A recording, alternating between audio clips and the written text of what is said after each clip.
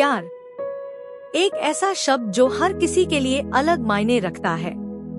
किसी के लिए यह फूलों की तरह कोमल होता है तो किसी के लिए यह तूफान की तरह उग्र।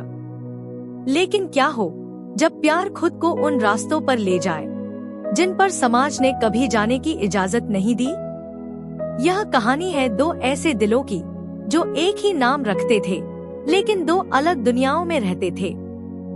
जंग जीहू एक युवा लड़का जो अपनी गहरी इच्छाओं से शर्मिंदा था, जिसे उसकी पिछली प्रेमिका ने उसके होने के अंदाज के लिए छोड़ दिया था। और जंग जीवू एक मजबूत आत्मविश्वासी महिला जो ऑफिस में हर दिन अपमान सहती थी, लेकिन जिसके अंदर एक ऐसी ताकत छिपी थी जो वह खुद भी नहीं जानती थी। जब गलती से एक पैकेट उनके बीच आ पहुंचा, तो उसने न सिर्फ उनके रिश्ते की नींव रखी बल्कि उन दोनों को खुद को फिर से खोजने का मौका दिया। यह है लव एंड लीशेज की असली कहानी, जहां प्यार की बंदिशें नहीं बल्कि उसकी आजादी को तलाशा जाता है। सियोल शहर की हलचल भरी सड़कों और ऊंची ऊंची इमारतों के बीच एक प्रसिद्ध पब्लिक रिलेशंस फर्म में दो नए कर्मचारी काम करने लगे। पहले थे जंग जीहू, एक युवा शांत और संकोची स्वभाव का लड़का जो अपनी नई नौकरी में खुद को ढालने की कोशिश कर रहा था। दूसरी थी जंग जीवू, एक महिला मैनेजर जो अपनी काबिलियत के बावजूद ऑफिस में लगातार अपमानित होती थी। उसके सहकर्मी, खासकर पुरुष सहकर्मी, उसकी बात को तवज्जो नहीं देते थे।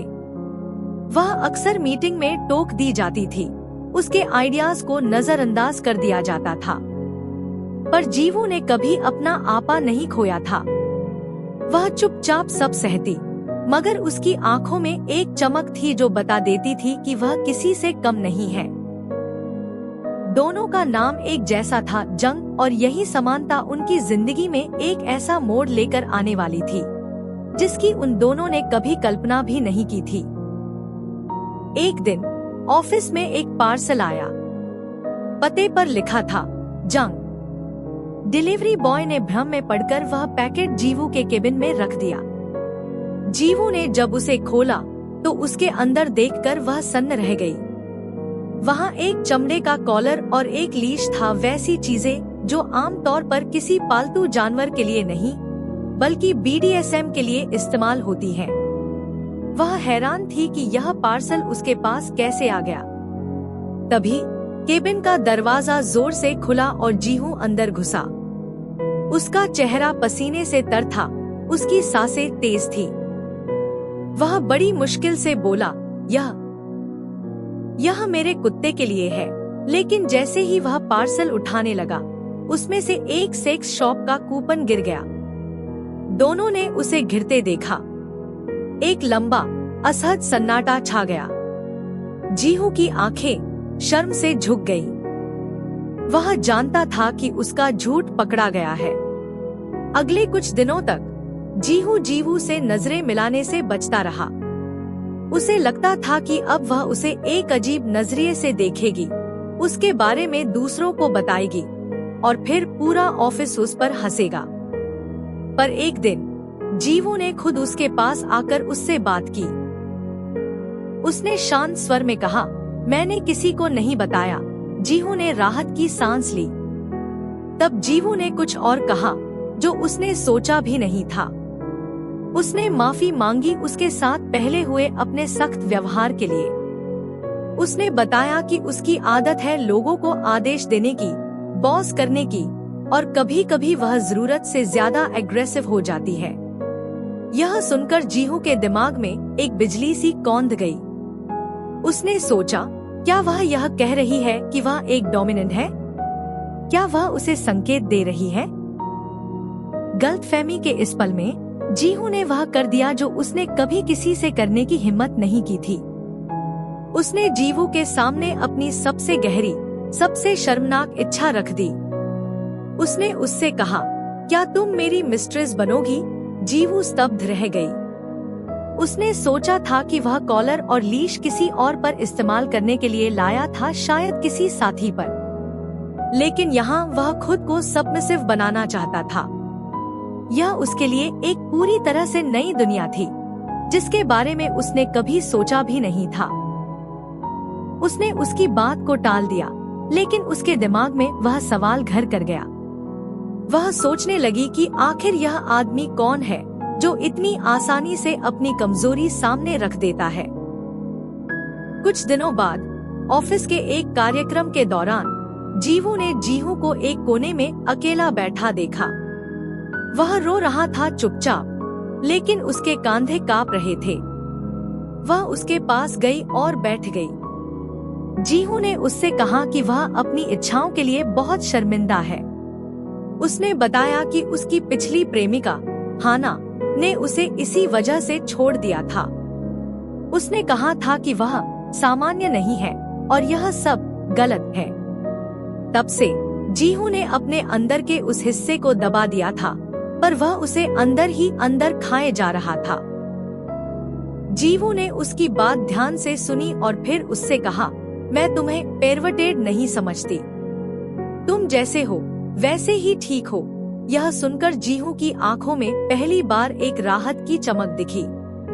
उसने फिर से वही सवाल पूछा, क्या तुम मेरी मिस्ट्रेस बनोगी? लेकिन जीवू ने फिर इनकार कर दिया।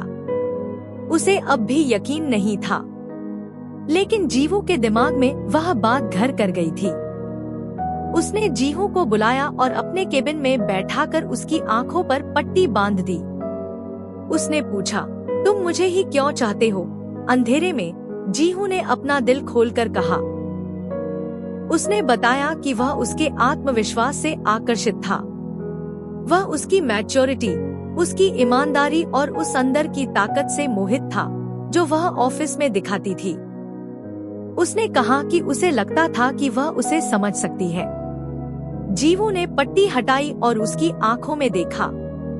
उस शाम जब वे ऑफिस से साथ घर जा रहे थे, जीवू ने उससे कहा, ठीक है, मैं मानती हूँ। यह उसकी जिंदगी का पहला कदम था, एक ऐसी दुनिया में जिसके बारे में उसने कभी पढ़ा भी नहीं था। उस रात वह घर गई और BDSM के बारे में पूरी रिसर्च की। उसने नियम, सुरक्षा, सीमाएं सब कुछ समझा। वह इसे गंभीरता से लेना चाहती थी। जीवू ने एक कॉन्ट्रैक्ट तैयार किया। दोनों ने उस पर हस्ताक्षर किए, एक 3 महीने का अनुबंध, जिसमें जीवू डोमिनेंट पार्टनर थी और जीहू सबमिसिव। उन्होंने सुरक्षित शब्द तय किए, सीमाएं निर्धारित की और एक दूसरे पर भरोसा करने का वादा किया। यह उनके रिश्ते की औपचारिक शुरुआत थी। जीहू को ऐसा लगा जैसे उसके कंधों से कोई बोझ उतर गया हो। अब वह अपनी इच्छाओं को दबाने के बजाय उन्हें जी सकता था। जीवू के लिए यह एक नई पहचान की खोज थी। वह एक ऐसी महिला जो ऑफिस में हमेशा दबाई जाती थी, अब एक ऐसी भूमिका में थी जहां उसे पूरा नियंत्रण दिया गया था।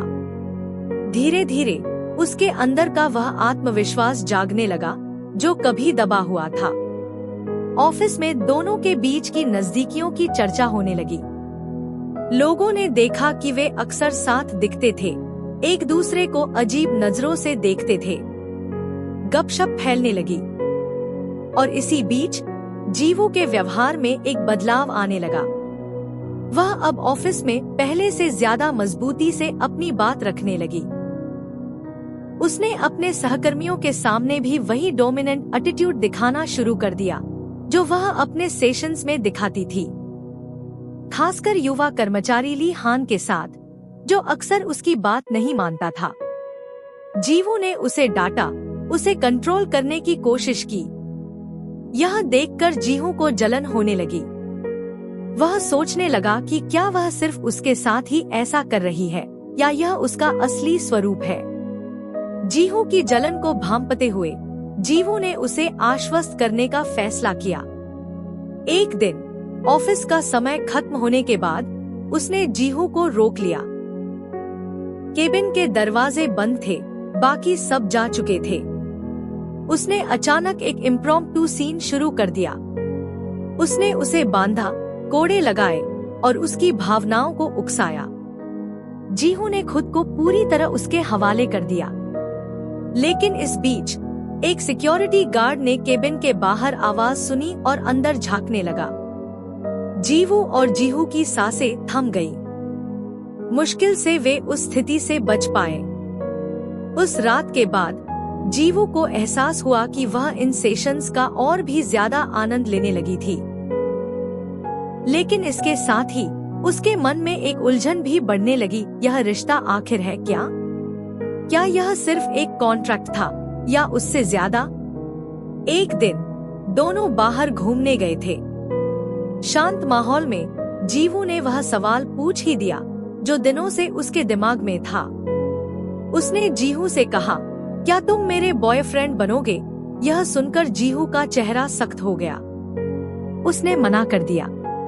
उसने कहा, मैं डेट नहीं करता। यह सुनकर जीवू के चेहरे पर निराशा छा गई। वह समझ गई कि जीहू के लिए यह रिश्ता सिर्फ कॉन्ट्रैक्ट की हदों तक सीमित था।